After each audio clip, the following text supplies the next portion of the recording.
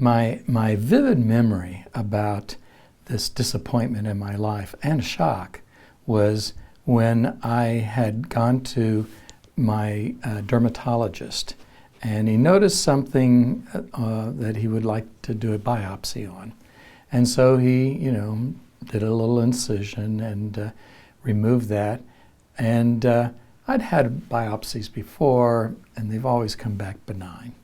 So I had full confidence that this was going to be another instance of going through a minor pain to get a biopsy, and that I'd get a call saying, hey, I'm glad we played it safe, and you're fine. Well, instead, I got a call saying, I have bad news.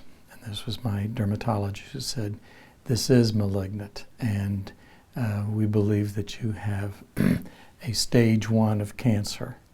It's a particular form of lymphoma that they called mycosis fungoides. I got that call, and my wife was there at the time too, and it was right before I had to rush over to campus to go to a class to teach, ironically, crisis intervention. And I was still reeling from the shock of it as I talked with her about it, and the dermatologist had given a strong recommendation that we immediately get involved in cancer treatment. And he talked a bit about what that would involve, that it would be some intensive medication plus radiation treatment. So I was just going through all of the emotional roller coaster ride of that as I was driving over here to campus. And by the time that I parked and got over towards my class, Mary Lou, my wife, had already called people to alert them that this was going on. And one of them was my dear friend Ed McKee, who's a faculty member at that time. And we were, I was on my way to class to with school counselors who were taking a crisis intervention class. And as I'm starting into the door, Ed comes up behind me and he says, hey, before you go in, and he's whispering a little bit now, he says, before you go in, I want you to know that I've heard what's going on for you, and I want you to know that I got your back. And he, of course, Ed's whisper is not a real whisper, and in fact, my students could overhear what he was saying. And so I thanked Ed, and he says, I know you got class, but I wanted to tell you that. So then he left, and my students had been trained now to be crisis interveners, and looked at me and could tell that I was in a whole lot of distress still.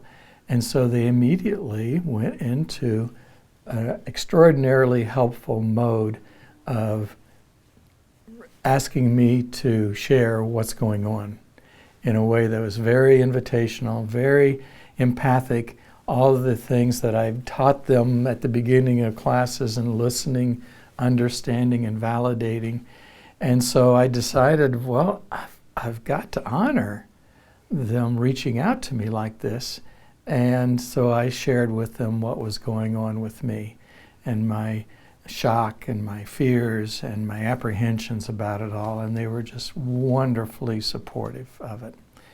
And I thought later, after the class, that this was the heart of education, was for students and faculty to be involved in real world challenges and to work together to address them in a way that led to their greater knowledge and skills in the process. And so that was my beginning of feeling shock and disappointed and apprehension, and immediately beginning to feel a sense of hope for the future because of how I was embraced by them and accepted and comforted.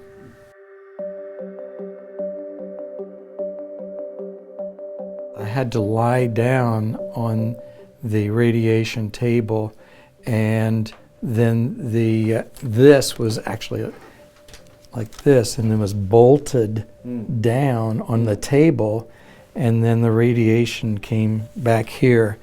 So I like to tell people, what you see back here is not male pattern baldness, that's radiation effects there.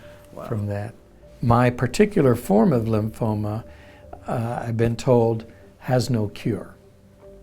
So I am at stage 1 with this cutaneous form of non-Hodgkin's type lymphoma, that's mycosis fungoides, and it's managing. And for me, that's the rebound. You know, it's not a cure, but it still is a life where I feel like I can be having lots of opportunities for thriving and rebounding and feeling that life has lots of joy and meaning for me.